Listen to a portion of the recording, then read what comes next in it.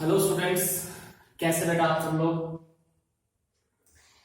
आज हम dimension analysis की जो एप्लीकेशंस हम कर रहे थे इससे प्रीवियस लेक्चर में, जब हमने डायमेंशन एनालिसिस की एप्लीकेशन जो पढ़ी थी, एक एप्लीकेशन हमने कर ली थी इसकी कि how to convert one system of unit into another system of unit, और उस पे हमने एक न्यूमेरिकल प्रॉब्लम भी की थी कि कैसे हम एक न्यूटन को डाइन में कन्वर्ट कर सकते हैं। ठीक है, तो उस पे एक और प्रॉब्लम करते हैं। ठीक है, कन्वर्ट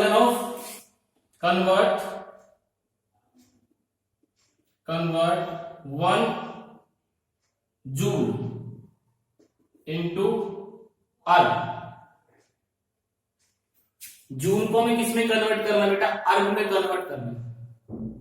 ठीक है, अब देखो ये हमने फॉर्मूला पढ़ा था कि किस तरह से एक सिस्टम ऑफ यूनिट को हम दूसरे सिस्टम ऑफ यूनिट में कन्वर्ट कर सकते हैं। फॉर्मूला में यहां पे राइट कर रहा हूं, N2 is equal to N1 M1 upon M2 इसकी power A, L1 upon L2 इसकी पावर B और T1 अपॉन T2 इसकी पावर C। ये हमारे पास फॉर्मूला था। ठीक है बेटा, अब यहां से देखो हमें किसको किस में कन्वर्ट करना है? 1 जूल को अर्ग में कन्वर्ट करना है। अब सबसे पहली चीज कि जूल जो यूनिट होती है वो किस फिजिकल क्वांटिटी की यूनिट होती है, ये हमें पता होना चाहिए, और अर्ग जो है वो किस फिजिकल क्वांटिटी की यूनिट होती है वो हमें पता होना चाहिए।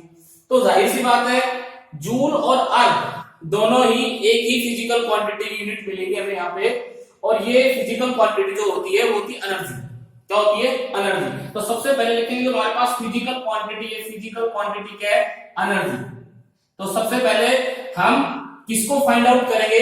सबसे पहले हम उस फिजिकल क्वांटिटी को फाइंड आउट करेंगे, और उसके बाद हमें उसका डायमेंशनल फॉर्मूला पता होना चाहिए। तो एनर्जी का डायमेंशनल फॉर्मूला सबको पता है, M1 L2 T माइनस। तो जैसे हमारे पास ये डायमेंशनल फॉर्मूला आएगा, यहाँ पे जैसे डायमेंशनल फॉर्मूला आएगा हमें एनर्जी फिजिकल क्वांटिटी का पता लगेगा, तो हम उसका डायमेंशनल फॉर्मूला लिखेंगे।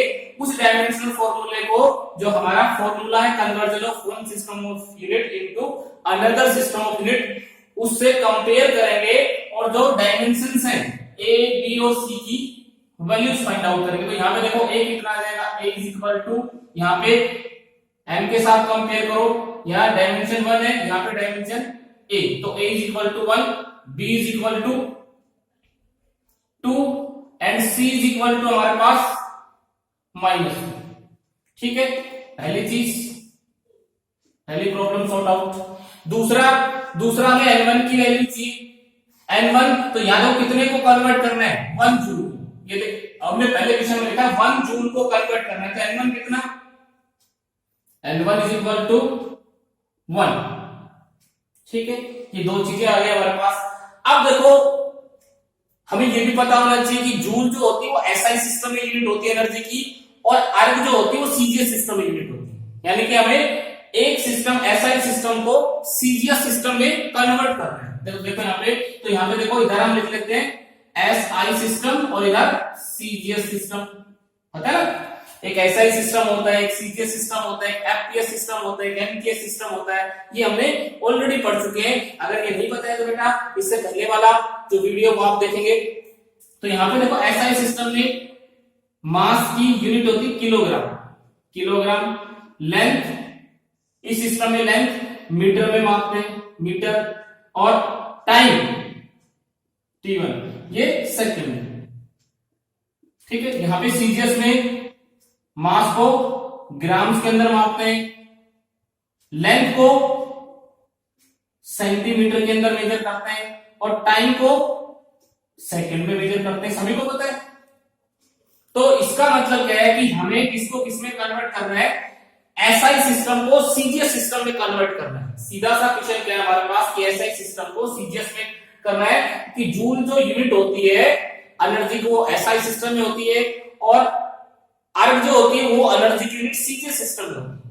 ठीक है, ये बातें आगे जब पढ़ोगे धीरे धीरे कौन सा सिस्टम ऐसा ही है, कौन सा सीजीएस है, तो प्रैक्टिस के साथ आएगा बेटा। ये कैसा पता लगेगा कि सीजीएस में है, तो ये धीरे धीरे प्रैक्टिस से पता लग जाएगा। अब देखो सारी वैल्यूज हमारे पास आ गई है, फॉर्मूले के अंदर सारी वैल्यूज पुट करो। तो N2 इज इक्वल टू, यहां पे लिख रहा हूं N2 is equal to N1 कितना 1, M1 कितना किलोग्राम और ये 1 ग्राम। इसकी पावर कितनी, इसकी पावर एक की जगह कितना हमारे पास 1।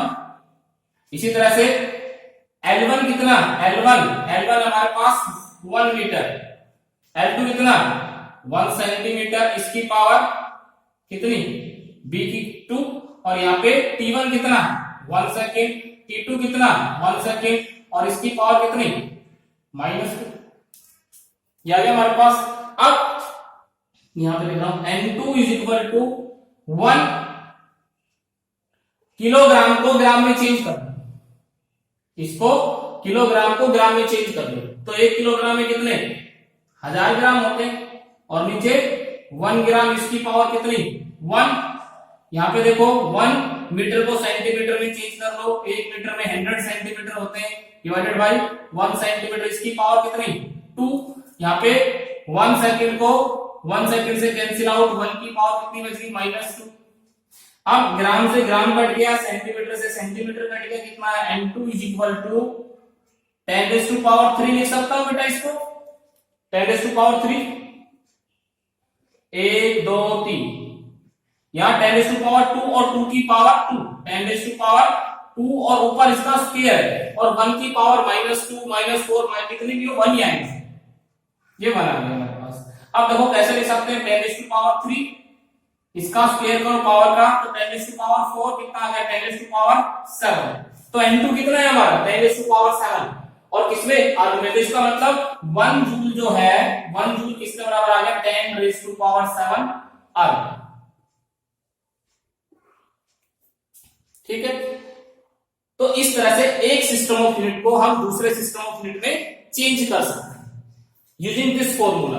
तो ये डायमेंशनल एनालिसिस की एप्लीकेशन है, कहां अप्लाई कर सकते हैं, तो आई होप कि समझ में आया होगा। ठीक है बेटा, अब देखो इसकी नेक्स्ट एप्लीकेशन पे हम चलते हैं, और नेक्स्ट एप्लीकेशन हमने क्या लिखी थी कि to check the correctness of the formula, to check the correctness of the formula.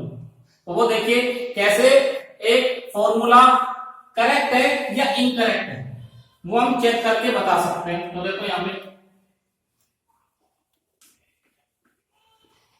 और तीसरी एप्लीकेशन क्या थी बेटा, drive the formula of a physical quantity, वो भी हम ड्राइव कर सकते हैं।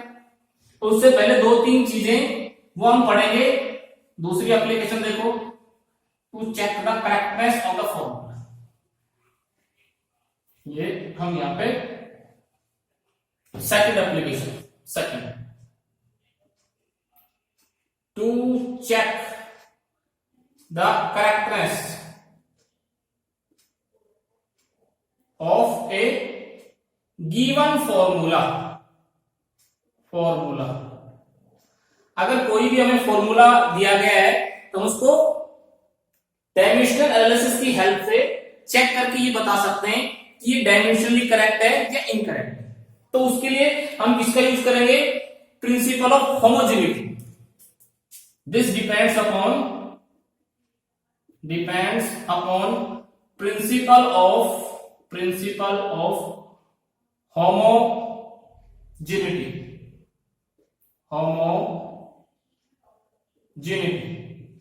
अब प्रिंसिपल ऑफ होमोजेनिटी क्या कहता है, बहुत आसान है। प्रिंसिपल ऑफ होमोजेनिटी ये कहता है कि सेम नेचर की फिजिकल क्वांटिटी ऐड हो सकती है और सेम नेचर की फिजिकल क्वांटिटी सबट्रैक्ट हो सकती है। According to this principle, same nature of physical quantity can be added and subtracted. देखो कैसे, अब इसका मतलब ये कि हम मास के अंदर मास का डायमेंशन जोड़ सकते हैं, लेंथ के अंदर लेंथ जोड़ सकते हैं, टाइम के अंदर टाइम जोड़ सकते हैं, टाइम घटा सकते हैं, डिवीजन कुछ भी कर सकते हैं। डिवीजन में हम लेंथ को टाइम से दे सकते हैं, टाइम को हम मास से दे सकते हैं, किसी को किसी से दे सकते हैं। लेकिन एडिशन और सब्सट्रैक्शन उन्हीं क्वांटिटी का होगा जिनका नेचर क्या रहेगा, सेम। जैसे फॉर एग्जांपल हम मास में लेंथ नहीं जोड़ सकते, ठीक है, हम मास में लेंथ नहीं, हम ये कहें भाई कितना 2 मीटर मेरे पास एक डंडा है 2 मीटर का, और उसके साथ 4 किलो मेरे पास कुछ मास है, तो क्या जुड़ सकते हैं? नहीं जुड़ सकते। 4 किलोग्राम में 2 घंटे जोड़, 2 आवर्स, नहीं जुड़ेगा। इसका मतलब 4 किलोग्राम मास में हम 4 किलोग्राम मास या 5 किलोग्राम 2 किलोग्राम मास में मास जोड़ सकते हैं, टाइम में टाइम का डायमेंशन जुड़ेगा और लेंथ में लेंथ का डायमेंशन जुड़ेगा। सेम नेचर की फिजिकल क्वांटिटी ऐड होगी, सेम नेचर की फिजिकल क्वांटिटी सब्ट्रैक्ट होंगी। हम डिवाइड कर सकते हैं, जैसे distance length upon time, quantity आती है स्पीड, आती कि नहीं आती? लेकिन इसमें ऐसा नहीं हो सकता। डिवीजन और मल्टीप्लिकेशन किसी का हो सकता है, लेकिन सब्ट्रैक्शन और एडिशन उन्हीं फिजिकल क्वांटिटी का होगा जिनका नेचर सेम होगा। This is principle of homogeneity. बस ये याद रखना है, ये छोटी सी बात है। और दूसरी चीज क्या, जब लेंथ में लेंथ की डायमेंशन जुड़ेगी, मान लो लेंथ में लेंथ की डायमेंशन जोड़ रहे हैं तो 12 नहीं आएगा, नॉट लेंथ की डायमेंशन आएगी। मास में मास की डायमेंशन जोड़ेंगे तो मास की ही डायमेंशन आएगी, ना कि जैसे m में से m घटाया, मास की डायमेंशन में से मास की डायमेंशन घटाई तो क्या आएगी, मास की डायमेंशन है, ना कि 0 हो जाएगी। ये 2 चीजें याद रखनी है, बिल्कुल फटाफट तुम निकाल सकते हो। तो देखो यहाँ पे प्रिंसिपल ऑफ होमोजेनिटी लगाएंगे और इसको सोल्व करेंगे। तो मैं यहाँ पे क्वेश्चन करता हूं, क्वेश्चन लिखता हूं, अच्छा सा क्वेश्चन लिखते हैं, पहले आसान से क्वेश्चन लेते हैं। कोई भी फॉर्मूला हम लिख सकते हैं, कोई भी फॉर्मूला। तो सभी ने काइनेटिक एनर्जी पढ़ा है, काइनेटिक एनर्जी का फॉर्मूला क्या होता है? काइनेटिक एनर्जी का फॉर्मूला हमने पढ़ा है, जैसे काइनेटिक एनर्जी 1/2 mv², ये फॉर्मूला होता है काइनेटिक एनर्जी का। तो ये फॉर्मूला डायमेंशनली करेक्ट है, ये इनकरेक्टली चेक करके बताना। अगर इधर की डायमेंशंस और इधर की डायमेंशंस बराबर आती है तो हम कहेंगे फॉर्मूला करेक्ट है, अदरवाइज फॉर्मूला इनकरेक्ट। ठीक है, पहले इधर की डायमेंशन निकालेंगे, फिर इधर की डायमेंशन निकालेंगे, फिर दोनों को कंपेयर करके देखेंगे भाई सेम आ रही है। अगर इक्वालिटी के साइन के बोथ साइड अगर डायमेंशंस सेम है तो फॉर्मूला करेक्ट। तो यहां पे देखो, सबसे पहले ये पार्ट लेते हैं, कौन सा? Left hand, taking LHS, left hand side ले लो बेटा। लेफ्ट हैंड साइड हमने ले ली, तो लेफ्ट हैंड साइड में देखो, लेफ्ट हैंड साइड में काइनेटिक एनर्जी का डायमेंशनल फॉर्मूला लिखो। तो एनर्जी का डायमेंशनल फॉर्मूला सबने पढ़ा है, कितना होता है? This is m1L2T-। एनर्जी कोई भी हो, डायमेंशनल फॉर्मूला एक ही आएगा जो एनर्जी का होता है, चाहे काइनेटिक एनर्जी हो, चाहे पोटेंशियल एनर्जी हो, चाहे वो इलेक्ट्रिकल एनर्जी, कोई भी एनर्जी हो, सबका एक ही फॉर्मूला है। जिसके साथ एनर्जी लग गया उसका फॉर्मूला m1L2T-2 आएगा। और ये बहुत इंपॉर्टेंट है, फोर्स और एनर्जी का हमें याद होना ही होना चाहिए डायमेंशनल फॉर्मूला। क्या है हमारे पास? अब हम क्या लेंगे? Right hand side, RHS, taking RHS। अब राइट हैंड साइड में देखेंगे भाई ये तो क्या है? ये तो कांस्टेंट है, हमें कांस्टेंट से मतलब नहीं है, हम तो डायमेंशन चेक करने। तो यहां पे ले लो 1/2 mv²। देखो कांस्टेंट को छोड़ दो, मास के लिए m की डायमेंशन 1, वेलोसिटी की डायमेंशन क्या होती है? वेलोसिटी की L1T-1 पढ़ा है सभी ने बेटा, L1T-1, और इसका साथ में ऊपर स्क्वायर है, इसको एनालाइज करेंगे m की पावर 1, m की डायमेंशन 1, l की स्क्वायर करेंगे तो कितना हो गया? 2, और t की कितनी हो गई? -2। अब देखो यहाँ पे ये हमारे पास क्या आ गया? RHS। ये हमारे पास क्या हो गया? ये क्या था हमारे पास? LHS m1 L2 T-2। इसका मतलब LHS is equal to RHS formula is dimensionally correct. तो फॉर्मूला डायमेंशनली क्या करेक्ट, तो हम पहले एक साइड का डायमेंशन निकालेंगे, फिर दूसरी साइड का डायमेंशन निकालेंगे और फिर दोनों को कंपेयर करेंगे। अगर दोनों में डायमेंशंस एक जैसी आती है तो फॉर्मूला करेक्ट है, अदरवाइज फॉर्मूला इनकरेक्ट। और देखो time period of simple pendulum का फॉर्मूला सभी ने पढ़ा होगा, नहीं पढ़ा है तो यहां पे बताते हैं। जो time period of simple pendulum, सबसे पहली बात तो सिंपल पेंडुलम क्या होता है, कुछ बच्चों ने 9th क्लास में सिंपल पेंडुलम का नाम सुना होगा।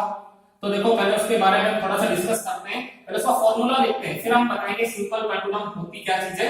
तो यहाँ पे देखो ये टाइम पीरियड जो होता है 1/2 पाई रूट L बाई जी, ये सिंपल पेंडुलम के टाइम पीरियड का फॉर्मूला होता है। अब सिंपल पेंडुलम क्या होता है, ये हमारे पास कोई स्पोर्ट है, रिजिड स्पोर्ट है या कोई दीवार है, यहाँ पे एक रस्सी ली, इसके साथ एक छोटा सा मास लटका दिया, इसको बॉब बोलते हैं। क्या बोलते हैं इसको, फिजिक्स की लैंग्वेज में इसको बॉब बोलते हैं।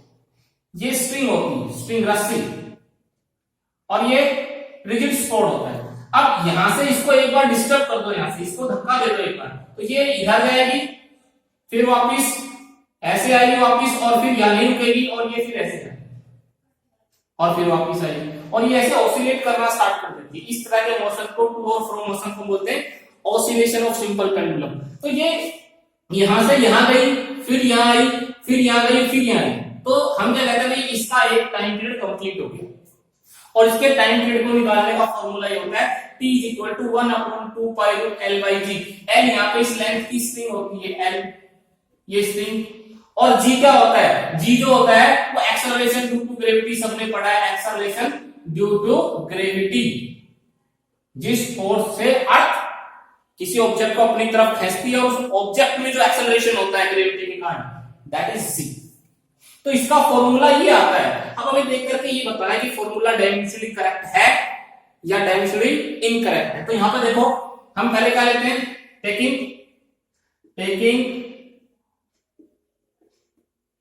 LHS, लेफ्ट हैंड साइड ले लो बेटा ये T, तो T का डायमेंशनल फॉर्मूला टाइम, तो यहां पे देखो T की डायमेंशन 1 आ जाएगी, तो यहां पे सकते हैं m0 L0 और T की पावर 1, क्योंकि m की पावर 0 1, L की पावर 0 1, T की पावर सिर्फ T है, यहाँ पे टाइम ही है, तो टाइम की डायमेंशन आएगी और कुछ नहीं आएगा। अब ये उठाते हैं taking LHS, sorry RHS, LHS तो ले लिया हमने, 1/2 पाई रूट L बाई जी, ठीक है। अब ये 1/2 पाई क्या है, कांस्टेंट है भाई, 1 कांस्टेंट 2 पाई कांस्टेंट। अब इनका हमें डायमेंशन देखना है, तो इसका कोई डायमेंशन नहीं होता, इसका कोई डायमेंशन फॉर्मूला नहीं होता। रूट L का, तो L की पावर 1 लिख देंगे हम, लेंथ की डायमेंशन है, और G का फॉर्मूला सबने पढ़ा एक्सेलरेशन ड्यू टू ग्रेविटी का डायमेंशनल फॉर्मूला क्या होता है, जो एक्सेलरेशन का होता है L2 T माइनस 2।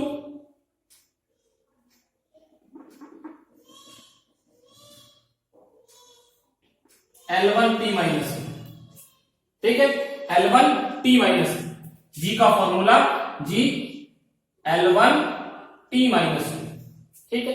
अब इसको एनालाइज करेंगे, सोल्व कर लो।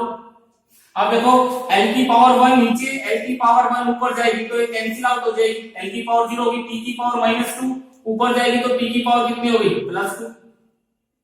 अंडरूट लेंगे तो T की पावर 2 का, तो यहाँ क्या जाएगा, ओनली T की पावर 1 T बच जाएगा। अब देखो ये हमारे पास क्या गया, this is RHS, this is, इसको हम क्या लिख सकते हैं, m0 L0 T की डायमेंशन 1, ये हमारा RHS है। ये RHS, ये LHS, देखो दोनों बराबर है कि m की पावर 0, m की डायमेंशन 0, L की 0, L की डायमेंशन 0, टाइम की dimension, formula is dimensionally correct. तो कैसा भी फॉर्मूला हो, हम उसको देख करके चेक करके बता सकते हैं कि ये फॉर्मूला डायमेंशनली करेक्ट है या डायमेंशनली इनकरेक्ट है, ठीक है। तो ये हमारे पास सेकंड एप्लीकेशन आ गई, इसकी और बहुत सारी कॉम्प्लिकेटेड प्रॉब्लम्स हैं, वो हम आगे करेंगे बेटा। प्रॉब्लम्स में, प्रॉब्लम सेशन में एक मैं न्यूमेरिकल्स का सेशन करूंगा, ठीक है। पूरा का पूरा। अब तीसरी एप्लीकेशन इसकी पढ़ते हैं, इसमें हम to derive the formula of a given physical quantity. ठीक है, तो तीसरी एप्लीकेशन पढ़ते हैं। तो यहां देखिए तीसरी एप्लीकेशन, तो तीसरी एप्लीकेशन क्या है डायमेंशन एनालिसिस की, कि हम किसी भी फिजिकल क्वांटिटी का डायमेंशनल उसका फॉर्मूला ड्राइव कर सकते हैं। तो देखो कैसे ड्राइव कर सकते हैं, उसके कुछ क्वेश्चन हम करते हैं। तीसरी एप्लीकेशन टू ऑब्टेन लिख लो, ड्राइव लिख लो, एक ही बात है। Obtain the formula of a given physical quantity.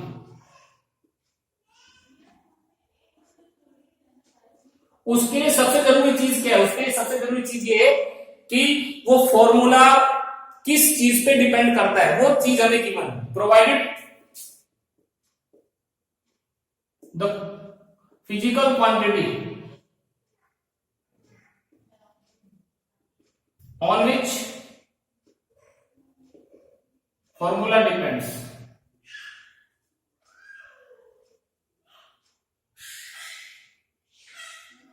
भाई किन किन चीजों पे डिपेंड कर रहा है, हमें ये पता लग जाए तब उसका डायमेंशनल फॉर्मूला निकाल सकते हैं। देखो एक सिंपल सा एग्जांपल लेते हैं, हल्का सा एग्जांपल लेते हैं कि अभी हमने पढ़ा कि time period of simple pendulum obtained the formula for time period of simple pendulum, period T of simple pendulum बताए। सिंपल पेंडुलम क्या होता है बेटा, कितना फॉर्मूला लिखा था, P is equal to 1/2π/10/g, वो हमें ड्राइव करना है। ठीक है, हमें पता नहीं क्या होता है, वो उससे निकालना है। ठीक है, it depends upon the time period, it depends upon mass of the Bob, first mass of the Bob m किस पे डिपेंड करता है, टाइम पीरियड, बॉब का जो मास होता है उसके ऊपर। दूसरा length of the string L, और तीसरा किस पे डिपेंड करता है, तीसरा डिपेंड करता है acceleration due to gravity, acceleration due to gravity g, इसकी वैल्यू पे डिपेंड करता है, g की वैल्यू पे डिपेंड करता है। तो हम इसका फॉर्मूला निकाल सकते हैं। सबसे पहले में क्या करना है, किसका फॉर्मूला निकालना है, टाइम पीरियड का। तो t किस किस पे डिपेंड करता है, वो क्वांटिटी ले लो, मास, लेंथ और g, इस पे डिपेंड करता है। इनकी डायमेंशन वालों a b c मान लिया, मानना पड़ेगा a b c। ठीक है, अब यहां पे देखो t ये प्रोपोर्शनल का साइन हटाओ, कि m की पावर a, l की पावर b और g की पावर c, इसको इक्वेशन नंबर फर्स्ट मान ले। कोई दिक्कत यहां तक? भाई सबसे पहले जिन जिन क्वांटिटी पे डिपेंड करता है फॉर्मूला, जिसका फॉर्मूला हमें निकालना है, उनको हम डायरेक्टली प्रोपोर्शनल करेंगे और उनकी पावर a b c मान लेंगे। ठीक है, मान लिया। अब क्या करना है कि दोनों तरफ डायमेंशनल फॉर्मूले लिख दो, जिन जिन क्वांटिटी को हम लिखे हैं। तो यहां पे देखो इसका डायमेंशनल फॉर्मूला लिखो t का, यहां m की डायमेंशन 0, l की डायमेंशन 0, t की डायमेंशन 1, k कांस्टेंट है यहां m के लिए, m की डायमेंशन 1 और इसकी पावर कितनी है a, l के लिए लेंथ की डायमेंशन 1 और इसकी पावर कितनी है b, g का डायमेंशनल फॉर्मूला लिखो l1 t-2 अभी बताया था, और इसकी पावर कितनी है 6। बस इतना ही करना है, फॉर्मूला आ जाएगा हमारे पास। देखो के एनालाइज कर लो, m की पावर 1 और इसकी पावर 1, तो m की पावर कितनी होगी 1, l की पावर 1 b, मल्टीप्लाई करेंगे तो b आएगा, और l की पावर यहां देखो l की पावर कितना हो गया c, और t की पावर -2c, इसको मल्टीप्लाई कर दो। देखो के m की पावर a, l की पावर कितना हो गया b प्लस c। भाई जब बेस सेम है तो पावर क्या हो जाती है, तो इसकी l की पावर b, l की पावर c भी है तो b प्लस c, और t की पावर कितनी होगी -2। इधर क्या था m0 l0 t की पावर 1। अब कंपेयर कर लो, सॉल्व हो गए, बस इतना ही था। अब निकाल देते हैं आंसर इसका। लो तो यहां पे हम क्या करेंगे बेटा, दोनों साइड लेफ्ट हैंड साइड और राइट हैंड साइड में एम एल और टी की जो डायमेंशन है उनको कंपेयर करना है। Compare the dimension of M L and T, compare the dimensions of M L and T. Mass length और टाइम की जो डायमेंशन है दोनों को कंपेयर कर लो ऑन बोथ साइड,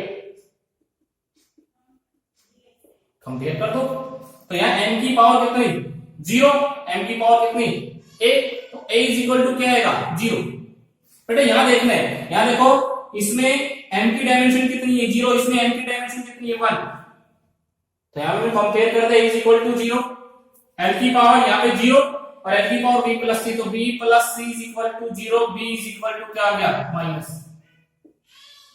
ठीक है, तीसरा t की डायमेंशन कितनी, 1, यहां कितनी, -2, -2c इज इक्वल टू 1 और c is equal to -1/2, c is equal to -1/2, तो b कितना हो जाएगा, b इज इक्वल टू -1/2 कितना हो गया, 1/2, और एक की डायमेंशन 0, तो रख दो, use value of a b and c in equation number first.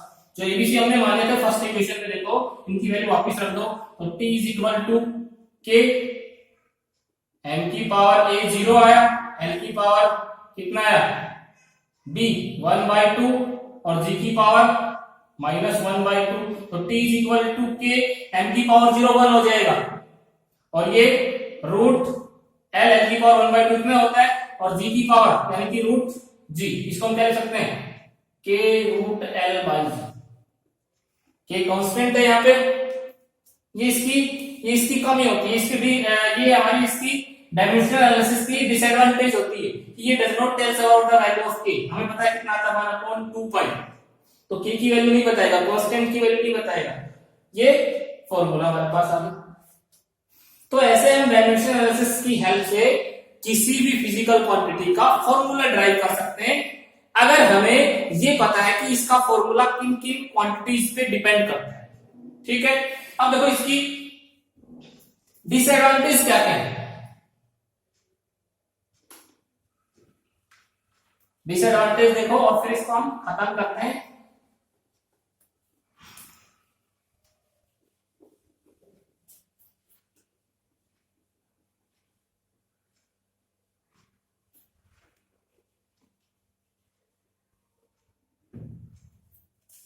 Limitations लिख लो, लिमिटेशंस ऑफ डायमेंशनल एनालिसिस। सबसे पहले it does not tells about whether the quantity is scalar और vector. It does not tells about whether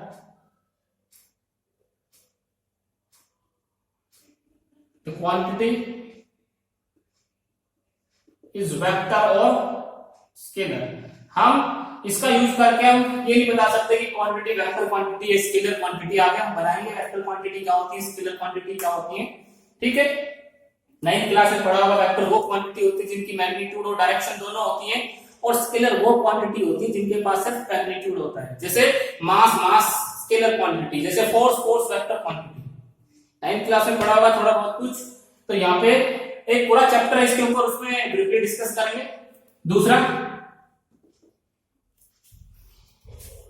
it fails to derive the formula of a physical quantity depends more than 3 factors. It fails to derive the formula of a physical quantity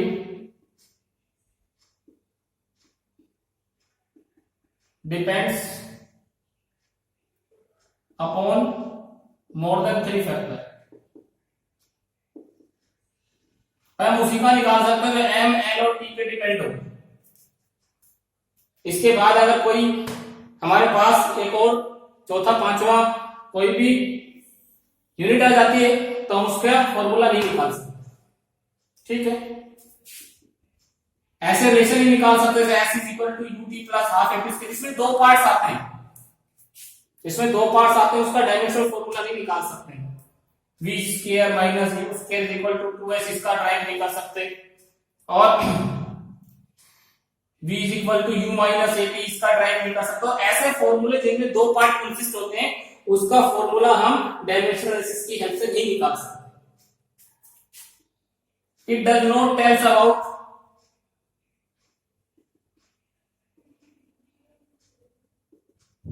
value of constant के, जो के आता है उसकी value नहीं बताता, exact value कितनी, ठीक है। तो ये भी इसकी लिमिटेशन है। एक और लिमिटेशन आती है, हम उन फिजिकल क्वांटिटीज का फॉर्मूला नहीं निकाल सकते जिसमें एक्सपोनेंशियल या जिसमें cot theta sine theta involve होते हैं, क्योंकि उनका डायमेंशन नहीं होता।